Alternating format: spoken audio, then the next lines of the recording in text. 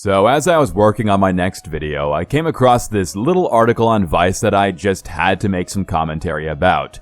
Initially, my idea was to make another parody video like the journalist reviews, but this is just the sort of thing I have to speak about from the heart. Now before I get any further, I just want to remind everyone that this is just one article by one author from one source, and Vice isn't primarily a gaming media outlet to begin with.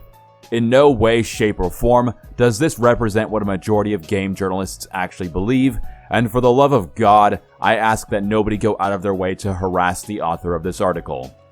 Now with that aside, let's dive into this. The author, Decayuss, recounts how she switched to the auto battle system while playing through NieR Replicant on a whim to see what it was like, and ended up enjoying it immensely due to the spectacle that it created, and how it shifted the gameplay focus for her. The focus was apparently no longer on micromanaging every single action, and instead became more of a fight choreographer. And that's fair enough, I suppose? Look, not everybody is good at video games, but that's why I think not every game is for everyone. No video game needs to be easier or should just hand someone the ability to complete it simply because they picked up the controller. Completion is something that is earned through growth and development, not because the AI can play the game better than you can. It's a minor insult that NieR Replicant has this in the game to begin with, but the most insulting statement comes from the author suggesting it's the best version of the game and that more video games need to adopt it.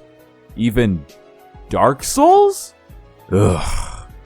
Look, taking control away from players in a video game is about as absurdly moronic as looking up a plot summary for a book and acting like you read it, or reading up on someone else's critique of a movie and suddenly calling it your own. Automatic modes nullify the interaction between the game and the audience, and it's that interaction where the fun is to be had. We don't play games exclusively for reward or outcome. As satisfying as it is to complete games, the true reward lies in the moment-to-moment gameplay.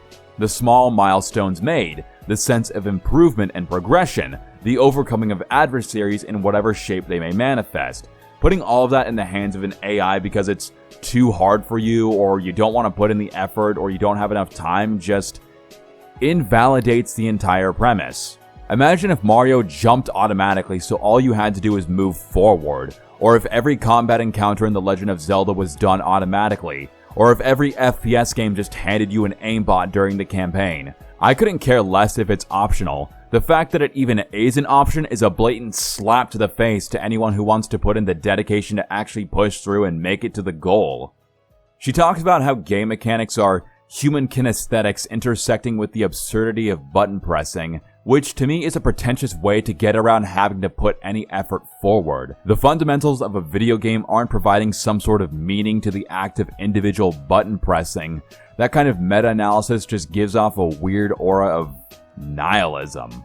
And if the reason for having automatic mechanics is because somebody doesn't have the time or the ability to play through a video game, as she tries to say that this was a load off her aging joints and ligaments, I say that's all the more reason to not make things automatic or easy. If a player can't do it, so be it, but don't rob them of the chance to try, make a legitimate effort, and struggle by dangling the temptation of a shortcut in front of their face.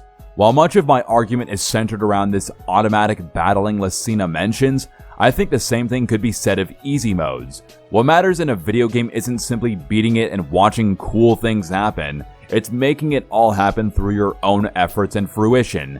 Even if it is a story-based game, I think the same principle should still apply. The appeal of video games isn't just the end of the road, but the journey to get there. Games sure as shit don't need an easy mode so that anyone who buys it feels entitled to beat it, and more of them certainly don't need to implement some kind of automatic battle system either. But that's just what I think. Maybe you see it differently. I'll see you next time.